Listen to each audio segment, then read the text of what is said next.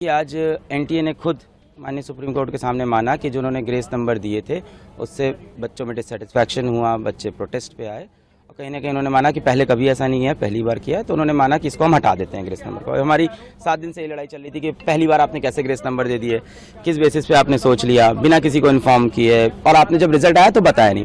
अब इससे मेरी प्रॉब्लम क्या क्या, और उन्होंने जज एनटीए ने ये बोला है और माननीय सुप्रीम कोर्ट ने भी एग्री किया है कि जिन बच्चों को ग्रेस नंबर मिले थे 1563, उन बच्चों का या तो री एग्जाम हो जाए, जो कि इन्होंने डेट दे दी है कि अप्रॉक्सीमेटली 23 जून को, या तो वो बच्चे अपने बिना ग्रेस के जो नंबर हैं उस पे हैप्पी हो जाए, यानी उनका ग्रेस नंबर काट दिया जाएगा। ठीक है, अब री एग्जाम हो उन बच्चों का जो देना चाहते हैं 1563 में से, और जो नहीं चाहते हैं उनका ओरिजिनल स्कोर रहेगा। फिर रैंक पूरी शफल हो, उसके बेसिस पे काउंसलिंग हो। पर इसमें मेरे कुछ पॉइंट्स हैं, 3 पॉइंट्स हैं मेरे। सबसे पहला पॉइंट ये है कि आज एनटीए 7-8 दिन बाद आके माननीय सुप्रीम कोर्ट के सामने खुद एग्री करता है कि ग्रेस वाला जो पूरा हमने जो किया है ये गलत है, इसको हटा देते हैं। कहीं ना कहीं एग्री किया। सवाल ये उठता है, ग्रेस देके क्या उन्होंने खुद बताया था? नहीं बताया था। जब हमने 719 स्कोर पकड़ा, 720 तब बताना। तो क्या एनटीए और भी ऐसे बहुत चीजें करता है जो हमें पता नहीं चलती? क्या और डिस्पेरेंसीज है जो एक बार हमें अंदर घुस के देखनी चाहिए? ये तो पकड़ा गया 719 720 से, क्या ऐसे और भी मामले हो सकते हैं? तो कहीं ना कहीं ट्रस्ट का इश्यू है। दूसरा बात, उन्हीं बच्चों को ग्रेस मिला था और उन्हीं को री एग्जाम की अपॉर्चुनिटी मिल रही है जो माननीय हाईकोर्ट पहुंचे थे एग्जाम के बाद कि उनका समय का नुकसान हुआ है। बहुत सारा बच्चा माननीय हाईकोर्ट नहीं गया क्योंकि किसी को नहीं पता कि बाद में ग्रेस नंबर मिलते हैं, पहले कभी नहीं हुआ।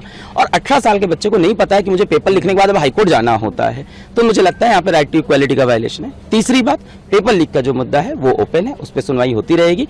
और आज माननीय सुप्रीम कोर्ट में जजेस ने खुद बोला कि मान लेते हैं काउंसलिंग हो गई, मान लेते हैं एडमिशन भी हो गया और तब कुछ प्रूफ होता है, तो we have all the parts to revert everything.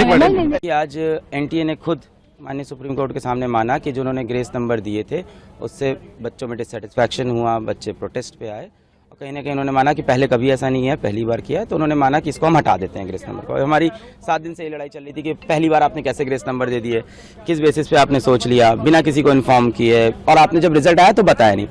अब इससे मेरी प्रॉब्लम क्या क्या, और उन्होंने जज एनटीए ने ये बोला है और माननीय सुप्रीम कोर्ट ने भी एग्री किया है कि जिन बच्चों को ग्रेस नंबर मिले थे 1563, उन बच्चों का या तो री एग्जाम हो जाए, जो कि इन्होंने डेट दे दी है कि अप्रॉक्सीमेटली 23 जून को, या तो वो बच्चे अपने बिना ग्रेस के जो नंबर हैं उस पे हैप्पी हो जाए, यानी उनका ग्रेस नंबर काट दिया जाएगा। ठीक है, अब री एग्जाम हो उन बच्चों का जो देना चाहते हैं 1563 में से, और जो नहीं चाहते हैं उनका ओरिजिनल स्कोर रहेगा। फिर रैंक पूरी शफल हो, उसके बेसिस पे काउंसलिंग हो। पर इसमें मेरे कुछ पॉइंट्स हैं, 3 पॉइंट्स हैं मेरे। सबसे पहला पॉइंट ये है कि आज एनटीए 7-8 दिन बाद आके माननीय सुप्रीम कोर्ट के सामने खुद एग्री करता है कि ग्रेस वाला जो पूरा हमने जो किया है ये गलत है, इसको हटा देते हैं। कहीं ना कहीं एग्री किया। सवाल ये उठता है, ग्रेस देके क्या उन्होंने खुद बताया था? नहीं बताया था। जब हमने 719 स्कोर पकड़ा, 720 तब बताना। तो क्या एनटीए और भी ऐसे बहुत चीजें करता है जो हमें पता नहीं चलती? क्या और डिस्पेरेंसीज है जो एक बार हमें अंदर घुस के देखनी चाहिए? ये तो पकड़ा गया 719 720 से, क्या ऐसे और भी मामले हो सकते हैं? तो कहीं ना कहीं ट्रस्ट का इश्यू है। दूसरा बात, उन्हीं बच्चों को ग्रेस मिला था और उन्हीं को री एग्जाम की अपॉर्चुनिटी मिल रही है जो माननीय हाईकोर्ट पहुंचे थे एग्जाम के बाद कि उनका समय का नुकसान हुआ है। बहुत सारा बच्चा माननीय हाईकोर्ट नहीं गया क्योंकि किसी को नहीं पता कि बाद में ग्रेस नंबर मिलते हैं, पहले कभी नहीं हुआ। और 18 साल के बच्चे को नहीं पता है कि मुझे पेपर लिखने के बाद अब हाईकोर्ट जाना होता है। तो मुझे लगता है यहाँ पे राइट टू इक्वालिटी का वायलेशन है। तीसरी बात, पेपर लीक का जो मुद्दा है वो ओपन है, उस पर सुनवाई होती रहेगी। और आज माननीय सुप्रीम कोर्ट में जजेस ने खुद बोला कि मान लेते हैं काउंसलिंग हो गई, मान लेते हैं एडमिशन भी हो गया और तब कुछ प्रूफ होता है, तो we have all the parts to revert everything.